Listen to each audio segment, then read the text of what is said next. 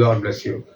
ஆண்டவரும் பெற்றவரும் ஆகிய இயேசு கிறிஸ்துவின் நாமத்தில் உங்களை வாழ்த்துகிறேன், ஆசீர்வதிக்கிறேன். கர்த்தருடைய பரிசுத்த நாமத்திற்கு மகிமை உண்டாகாத. இந்த நாளின் செய்தியின் தலைப்புக்காக பிறந்த நாள், பர்த்டே என்ற தலைப்பில் உங்களோடு பேச, உங்களுடைய வார்த்தைகளை பகிர்ந்து கொள்ள நான் விரும்புகிறேன். கர்த்தருக்கு ஸ்தோத்திரம். அதற்காக நாம் எடுத்துக்கொண்ட வேத பகுதி ஆதியாகமம் 40ஆம் அதிகாரம் 20வது வசனம். 3ஆம் நாள் பார்வோனுடைய ஜென்ம நாளாய் இருந்தது. அவன் தன் ஊழியக்காரர் எல்லாருக்கும் விருந்து பண்ணி பானபாத்திரக்காரருடைய தலைவன் தலையையும் சுயம்பாகிகளுடைய தலைவன் தலையையும் தன் உத்தியோகஸ்தரின் நடுவே உயர்த்தி பானபாத்திரக்காரரின் தலைவனை பானம் கொடுக்கிற தன் உத்தியோகத்திலே மறுபடியும் வைத்தான். அந்தபடியே அவன் பார்வோனுடைய கையிலே பாத்திரத்தை கொடுத்தான். சோதரம். எகிப்து நாட்டினுடைய மன்னன் பார்வோ தன்னுடைய பிறந்த நாளை வெகு விமரிசையாக கொண்டாடுகிறார். தன்னுடைய நாட்டில் உள்ள எல்லா பிரதானிகளையும், தன்னுடைய ஊழியக்காரர் அனைவரையும், சேனாதிபதிகளும் பிரபுக்களையும் அழைத்து தன் அரண்மனையிலே மிகுந்த ஒரு கோலாகலமான ஒரு கொண்டாட்டம் அங்கே நடக்கிறது. அப்பொழுது அந்த நிலையிலே 2 கைதிகளாக அவருடைய ஊழியக்காரர்கள் 2 கைதிகள் சிறையில் அடைக்கப்படுகிறார்கள். அவர்கள் ஏதோ குற்றம் செய்திருப்பார்கள் போல், அதனால் அவர்கள் சிறையில் அடைக்கப்பட்டார்கள். அந்த ஜென்ம நாள் அன்றைக்கு, அதற்கு முந்தின ஒரு 3 நாளைக்கு முன்பாக அவர்கள் சிறையில் இருக்கிறார்கள். அதற்கு பிறகு 3வது நாள் அவர்கள் விடுவிக்கப்படுகிறார்கள். சிறையிலிருந்து விடுவித்து அவர்களை தங்களுடைய வேலையிலே அமர்த்துகிறார். அந்த திராட்சை ரசம் கொடுக்கக்கூடிய ஒருவனையும், உணவு பரிமாறக்கூடிய ஒரு வேலைக்கார தலைவனையும் அந்த இடத்திலே அவர் கைதிகளாக சிறையில் அடைக்கிறார்கள். அவர்கள் இருவரையும் விடுவித்து திராட்சை ரசைக்கு பானம் கொடுக்கிற அந்த மனிதனை அவனுடைய வேலையில் மறுபடியும் அவனை அமர்த்துகிறார். அந்த சுயம்பாகிகளின் தலைவன் என்று சொல்லப்படுகிற உணவு பரிமாறக்கூடிய அந்த மனிதனை அவர் என்ன செய்கிறார் என்று கேட்டால், தூக்கி போடுறார். தூக்கில் போட்டு கொன்றுறாங்க. சோதரன் பாருங்க, இப்படி செய்ததுனால அவன் அந்த பிறந்த நாள் அன்னைக்கு அவங்க என்ன செய்கிறாருன்னு பாருங்க. அந்த பிறந்த நாள் அன்னைக்கு வேறொரு சம்பவம் கூட நடக்குது. அங்கே என்ன நடக்குதுன்னு கேட்டிங்கன்னா, சிறையில் ஒரு எபிரேய பிள்ளையாண்டான் ஒருத்தர் இருக்கான். யோசேப்புன்னு சொல்லக்கூடிய யாக்கோவினுடைய குமாரனாகிய ஒரு மனிதன், ஒரு பிள்ளையாண்டா அங்கே இருக்கான், ஒரு வாலிபன். நாடு கடத்தப்பட்டு சகோதரர்களால் விற்கப்பட்டு அங்கே அடிமையாக்கப்பட்ட ஒரு பிள்ளையாண்டான்.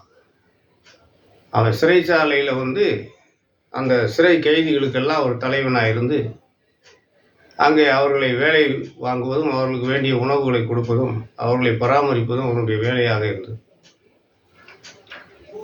அப்போ அந்த நேரத்தில், அந்த ஜென்ம நாள் அன்று அது அப்படியே கடந்து போகிறது. சில நாட்கள் கழித்து அந்த ராஜாவுக்கு ஒரு சொப்பனம் உண்டாகிறது. அந்த சொப்பனத்திற்கு அர்த்தம் சொல்லக்கூடிய ஒரு மனிதனை தேடுகிறார். அப்பொழுதுதான் இந்த பானபாத்திரக்காரனுக்கு ஞாபகம் வருகிறது. எனக்கு ஒரு எபிரேய பிள்ளையாண்டான் போத்திபாருடைய வீட்டில் இருக்கிறான் சிறையில். அவன் தான் எனக்கு இந்த மாதிரி எங்கள் 2 பேத்துக்கு அர்த்தம் சொன்னான். அதே போல் என்னைய மறுபடியும் வேலையில் சேர்த்துக்கிட்டீங்க, அவனை கொண்டுட்டீங்க ராஜான்னு சொன்னோன்னே, அதே போல் தான் அந்த பிள்ளையாண்டனை கூப்பிட்டு வர சொல்லி அவன் அந்த தேசத்துக்கு ஒரு அதிகாரியாக மாற்றுறாரு, ஒரு பிரதான மந்திரியாக மாற்றுறாரு. சோத்திரம். பாருங்க, அந்த இடத்துல அவருடைய ஜென்ம நாள் அன்று என்ன நடக்குது? 2 நல்ல காரியம் நடக்குது. ஒன்று, வேலைக்காரன் மறுபடியும் ஒரு வேலைக்காரனுக்கு அந்த வேலை கிடைக்குது. கைதியாக இருந்து அடிமையாக விற்கப்பட்ட யூசுப்புக்கு அங்கே ஒரு பதவி உயர்வு. அந்த பதவி உயர்வு என்று சொன்னால் அங்கே ஒரு உயர்ந்த ஸ்தானம். அவருக்கு ஒரு பிரதான மந்திரி என்கிற ஒரு பதவியை அந்த நாட்டில் அந்த மன்னன் அவருக்கு கொடுக்குறார். சோதரம். இது போல நம்ம பிறப்பில் நாம் இன்னைக்கு நிறைய பிறந்த நாள் கொண்டாடுகிறோம். பிறந்த நாள் எல்லாம் நிறைய கொண்டாடும். இன்றைய கிறிஸ்தவர்களுக்கு பிறந்த நாள் என்றால் கேக்கு சாப்பிட்றது மாதிரி. ஸ்தோத்திரம். அவங்க கேக்கு தான் அன்னைக்கு நிறையா சாப்பிடுவாங்க. ஸ்தோத்திரம். கேக்கு சாப்பிட்றது தான் பிறந்த நாள். ஸ்தோத்திரம். வேற வாழ்க்கையில் எந்த குறிக்கோளும் இல்லை. எனக்கு அருமையான தேவனுடைய பிள்ளைகளே, இன்று கிறிஸ்தவர்கள், தேவனை அறிந்த மக்கள், சத்தியத்தை அறிந்தவர்கள் கூட இன்றும் அதைத்தான் செய்து கொண்டிருக்கிறார்கள். நம் பிறப்பின் நோக்கம் என்ன? நாம் பிறந்த நாள் கொண்டாடுகிறோம், சரி, ஒரு சந்தோஷம். நீங்கள் பிறந்ததின் நோக்கம் என்ன? அது உங்களுக்கு தெரியுமா? அதை என்றாவது நாம் பிறந்ததின் நோக்கம் என்ன, நான் இதை கொண்டாடுவதனுடைய அர்த்தம் என்ன என்பது என்றாவது உங்களுக்கு தெரிந்திருக்கிறதா? இல்லை. நீங்கள் அதையெல்லாம் ஒரு ஓரம் கட்டிவிட்டு சில பொத்துவர்த்ததற்காக சில பொதுவான சில 2 ஆன்மீக பாடல்களை பாடி அதையும் கூட ஆடல் பாடலோடு கூட நிறைவேற்றி அந்த நிகழ்ச்சியை முடிப்பீர்கள். ஆனால் உங்கள் வீட்டுக்கு பக்கத்தில் பசியோடும் பட்டினியோடும் வாழக்கூடிய ஏதாவது ஒரு தாய்மாரோ ஒரு தகப்பனோ இருப்பான். ஒரு வயதான கிழவி, வேற ஒரு வயதான ஒரு தகப்பன் அங்கே இருப்பாங்க. அவங்களுக்கு நீங்கள் ஏதாவது செய்கிறீங்களா? உங்கள் பிறந்த நாள் அன்னைக்கு நீங்கள் சாப்பிட்றீங்க, நல்லா கேக்கு பிரியாணி எல்லாம் சாப்பிட்றீங்க. உங்கள் உங்களுக்கு தேவையான உறவுக்காரங்களை எல்லாம் கூப்பிட்டு ரொம்ப பெருமையாக கர்த்தர் எங்களை வானம் மட்டும் உயர்த்தினார்னு சொல்லி நீங்கள் அவங்களுக்கு எல்லாருக்கும் கொடுப்பீங்க. ஆனால் தரை மட்டும் தாழ்ந்து கிடக்கிற ஒரு சாதாரண மனுஷனை நீங்கள் உங்கள் மனசில் நினைக்கவே மாட்டீங்க. அந்த நாளில் மறந்துடுவீங்க. எப்படி பானபாத்திரக்காரன் யோசப்பை மறந்தானோ அதே போல் நீங்கள் அந்த வேளையில் இயேசுவினுடைய எந்த செயல்களையும் நீங்கள் செய்ய மாட்டீங்க. உங்களுக்கு மறுபடியும் அந்த உதவியை செய்ய முடியாத ஒரு ஆளுக்கு தான் நீங்கள் விருந்து கொடுக்கணும். நீங்கள் விருந்து கொடுக்குறது உங்கள் சொந்த பந்தங்களுக்கு கொடுத்தா நாளைக்கு அவங்க உங்களை கூப்பிடுவாங்க. இந்த பூமியிலே நீங்கள் செய்தது சரி கட்டப்படும். ஆனால் அது போன்ற ஒன்றுமில்லாத தரித்திரவான்களாகிய லாசருக்கள், நிறைய லாசருக்கள் என்று இருக்கிறார்கள். உங்கள் வீட்டுக்கு பக்கத்து தெருவிலே இருப்பாங்க ஏதாவது ஒரு மூதாட்டி. அவங்கள நீங்கள் லாசராகவே எடுத்துக்கலாம். அவங்களுக்கு நீங்கள் செய்யலைன்னா அந்த ஐஸ்வர்யவானுக்கு என்ன கதியோ அதுதான் உங்களுக்கு. ஸ்தோத்திரம். பசியாக இருந்தேன், நீ எனக்கு உணவு கொடுக்கல. தாகமாக இருந்தேன், நீ தண்ணி கொடுக்கல. துணி இல்லாமல் இருந்தேன், நீ துணி கொடுக்கல. இதெல்லாம் உங்கள்கிட்ட கேட்பார் அன்னைக்கு ஆண்டவர். நீ எவ்வளோ பெரிய ஊழியக்காரனாக இருந்தாலும் சரி, எவ்வளோ பெரிய விசுவாசி, பெரிய பள்ளமா ஐஸ்வர்யம், அதெல்லாம் இங்கே தான். அங்கே போய் அந்த பருப்பெல்லாம் வேகாது. ஸ்தோத்திரம். அங்கே இது வேகாது. இந்த சரக்கு ஆண்டவர்கிட்ட செல்லாது. ஸ்தோத்திரம். அருமையான ஊழியக்காரராக இருந்தாலும் சரி, விசுவாசிகளாக இருந்தாலும் சரி, நீங்கள் ரட்சிக்கப்பட்டுட்டா இந்த உலகத்துக்கு உங்களுக்கு சம்மந்தமே கிடையாது. உங்களுக்கு உண்ண உணவு, தங்குறதுக்கு இடம், உடை, இதுதான் அது ஆண்டவர் உங்களுக்கு கொடுக்குறாரு. இதுக்கு மேலே நீங்கள் எதை நினச்சாலும் நீங்கள் எவ்வளோதான் தான். ஸ்தோத்திரம். அதனால் இந்த இடத்துல நாம் ஒரு நல்ல ஒரு ராஜாவை பார்த்தோம். மத்தேயு சுவிசேஷம் 14வது அதிகாரம். மத்தேயு சுவிசேஷம் 14வது அதிகாரம்.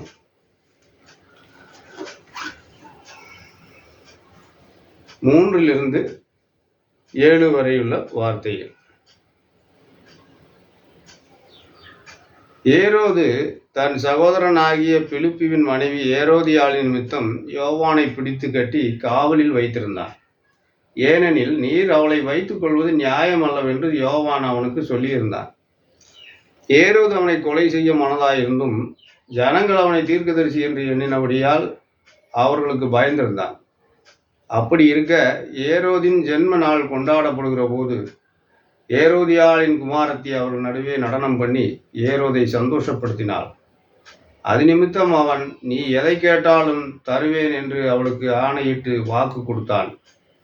அவள் தன் தாயினால் ஏவப்பட்டபடியே யோவான் ஸ்நானனுடைய தலையை இங்கே ஒரு தாளத்தில் எனக்கு தாரும் என்று கேட்டாள். ராஜா துக்கமடைந்தான். ஆகிலும் ஆணை நிமித்தமும் பந்தியில் கூட இருந்தவர் நிமித்தமும் அதை கொடுக்க கட்டளையிட்டு ஆள் அனுப்பி காவற்கூடத்திலே யோவானை சிரச்சேதம் பண்ணிவித்தான். அவனுடைய சிரசை ஒரு தாளத்தில் கொண்டு வந்து சிறுபெண்ணுக்கு கொடுத்தார்கள். அவள் அதை தன் தாயினிடத்துக்கு கொண்டு போனாள். இங்கே ஒரு ராஜாவை குறித்து பார்க்குறோம். அங்கே எகிப்து நாட்டினுடைய ராஜா இங்கே எருசலேமுக்கு ரோமர்களுடைய சிற்றரசனாக முடிசூட்டப்பட்ட அந்த ஏரோது ராஜாவை குறித்து இங்கே நாம் பார்க்கிறோம். இவருக்கும் ஒரு நாள் ஒரு பிறந்த நாள் வருது. இவர் அதுக்கு முன்னாடி ஒரு சில தவறுகள் செய்திருந்தார். என்ன செய்கிறாருன்னா, தன்னுடைய சகோதரனுடைய மனைவியை அவன் உயிரோடு இருக்கும்போதே தன்னுடைய சகோதரனுடைய மனைவியை இவர் என்ன செஞ்சுக்கிறார், தனக்கு சொந்தமாக்கிக்கிறார். அப்போ கூட ஒரு பெண் பிள்ளை ஒன்று இருக்குது. அவளுக்கு பிறந்த ஒரு பெண் பிள்ளை ஒன்று இருக்குது. அந்த பிள்ளையும் இவ கூட வந்துடுறாங்க. அப்போ அரண்மனையில் ஏரோதனுடைய அரண்மனையில் கொண்டு வந்து வச்சுக்கிட்டான். இது யோவானுக்கு காதில் கேட்டுட்டு யோவான் அடிக்கடி அரண்மனையில் போய் இவருக்கு ஆலோசனை சொல்வது உண்டு. அப்படி இவர் ஒரு நாள் போய், நீ செய்தது நியாயப்பிரமாணத்துக்கும் தேவனுக்கு விரோதமான செயல், உன் சகோதரனுடைய மனைவியை நீ நிர்வாணமாக்கல் ஆகாது என்கிற அந்த பழைய ஏற்பாட்டினுடைய அந்த சட்டத்தின்படி அவர் அந்த ஏரோதுக்கு சொன்னப்போ அவனுக்கு ரொம்ப கோபம். இந்த காட்டுவாசி காட்டில் இருக்க மாட்டாமல் எங்கள் அரண்மனைக்கு எங்களை தொந்தரவு பண்ணுறான்ட்டு கொன்றலாமான்னு நினச்சிருக்கான். ஆனால் ஜனங்கள் எல்லாரும் அவனை தீர்க்கதரிசின்னு வேற நினைக்கிறாங்க. ஏன்னா இவன் யாருக்கு பயப்படுறானோ இல்லையோ, யூத மக்களுக்கு பயப்படக்கூடிய ஒரு ஆள் இந்த ஏரோதா. அதனால் மக்களுக்கு தெரியாமல் ஏதாவது ஒரு காரியத்தை பண்ணிடுவோம் அப்படின்ட்டு இருக்கும்போது அந்த ஏரோதியாலும் இந்த ஆள் சொன்னதுக்கு கோவப்பட்டுக்கிட்டு ஏதாவது ஒரு தருணம் வரும், அன்னைக்கு இவனை ஆளை வச்சு கொன்றுவோன்ட்டு இருக்கான். அப்படியாக ஒரு தருணம் வருது. எப்படி இந்த ஏரோதுக்கு ஒரு பிறந்த நாள் வரும், ஜென்ம நாள். அந்த ஜென்ம நாள் கொண்டாடப்படுகிற போது அந்த ஏரோதியால், அந்த பிலிப்பினுடைய குமாரத்தி ஏரோது ராஜாவுடைய அரசு சபையில் ஒரு பயங்கரமான ஒரு டான்ஸ் பண்ணுறான். பயங்கரமான நடனம் பண்ணி பயங்கரமான ஆட்டம் பாட்டம் பாடி அவனை ரொம்ப சந்தோஷப்படுத்திட்டான். அப்போ உடனே இவர் உணர்ச்சி வசப்பட்டு, ஏன் உனக்கு என்ன வேணும் பரிசு கேளு அப்படின்னு சொல்கிறார். நீ எதை கேட்டாலும் நான் உனக்கு கொடுக்குறேன் அப்படின்னு சொல்கிறான். அவளுக்கு வாக்கும் கொடுத்து ஆணையிட்டுட்டான், சத்தியம் பண்ணிவிட்டான். அப்போ அவள் போய் அம்மாட்ட கேட்குறான், அம்மா நான் என்ன கேட்கணும்? ஏற்கனவே எதிர்பார்த்த விஷயந்தான். அந்த யோவானோட தலையை கொண்டு வா, ஒரு தட்டில் கொண்டு வர சொல்லு.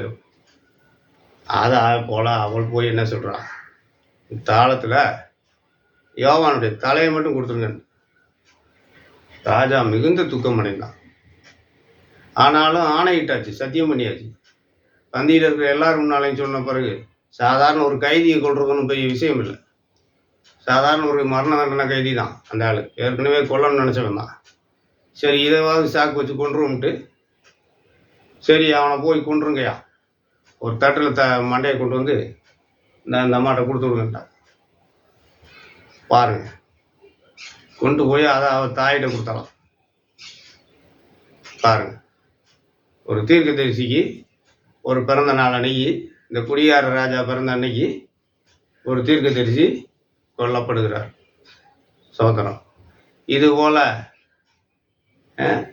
நம்ம பிறந்த நாள் எதுக்காக பிறந்தோம்? ஒவ்வொரு மனுஷனுடைய வாழ்க்கையிலும் நான் எதுக்காக பிறந்தேன் நம்மளை என்னைக்காவது கேட்டிருக்கோமா? கேட்கணும், இனிமேல் கேட்கணும். நீங்கள் ஒவ்வொரு நாளும் பிறந்த நாள் கொண்டாடும் போதெல்லாம் நான் எதுக்காக பிறந்தேன் ஆண்டவரே, நீங்கள் ஆண்டவர்கிட்டையாவது கேட்கணும். இல்லை நீங்கள் உங்களையாவது கேட்கணும். நீங்கள் எதுக்குதான் பிறந்தீங்கன்னே தெரியாமையவும் பிறந்த நாள் கொண்டாடுறீங்க. நீங்கள் எதுக்கு பிறந்தீங்கன்னு சொன்னால் அந்த பிறந்ததுக்கு ஒரு காரணம் இருக்கணும். அந்த செயல்பாடு நீங்கள் செஞ்சுக்கிட்டு இருக்கணும். இன்னதுக்குதே நான் பிறந்தேன், அதுக்கு தான் என் ஆண்டவர் படைச்சாருன்னு எதுவுமே செய்யாமல், உங்களுக்கு நீங்கள் பிறந்ததே என்னன்னே தெரியாமல் நீங்கள் பிறந்த நாள் கொண்டாடியால் அந்த பிறந்த நாளில் எந்த ஒரு அர்த்தமும் இல்லாமல் போய்விடும்.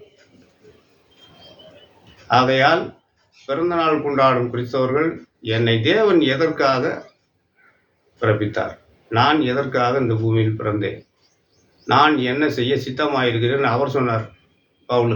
அந்த ஒரு கேள்வியை நீங்கள் ஆண்டவர்கிட்ட கேட்குற, எதுக்காக பிறந்தேன் ஆண்டவரை, நான் என்ன செய்யணும், என்னுடைய இந்த பிறந்த நாள் கொண்டாடுறதுதே ஒரு வேலையா, இதுதே ஒரு பொழப்பா, இல்லை இதுக்கு மேலே நான் எதுவும் செய்யணுமா அப்படின்னு நீங்கள் ஆண்டவர்கிட்ட கேளுங்க. God bless you. அடுத்த வீடியோவில் உங்களை சந்திக்கும் வரை உங்களிடத்தில் விடைபெற்றுக் கொள்கிறேன். இந்த வீடியோ பிடிச்சிருந்தால் லைக் பண்ணுங்கள், ஷேர் பண்ணுங்கள், சப்ஸ்கிரைப் பண்ணுங்கள். கர்த்தர் தாமே உங்களை ஆசீர்வதித்து பெருக பண்ணுங்க. ஆமென்.